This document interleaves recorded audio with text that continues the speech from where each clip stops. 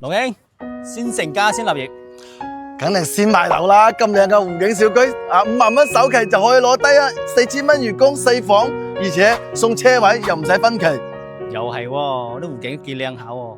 咁如果你依家咁煩惱嘅啊，遇到貴人就一定係立業，遇到良人一定係成家。咁我遇到富婆呢？啊，咁你好彩啦，真係有成家又立業啊嗱！好，嗱，你睇下啲咁嘅湖景小區啦，真係噶，而家買樓5萬蚊就可以送車位、送家電，而且再睇下我哋小區嘅環境啱唔啱你？5萬蚊首期啫喎，唔使分期喎，而且小區有樓巴自己翻香港睇下樓啊！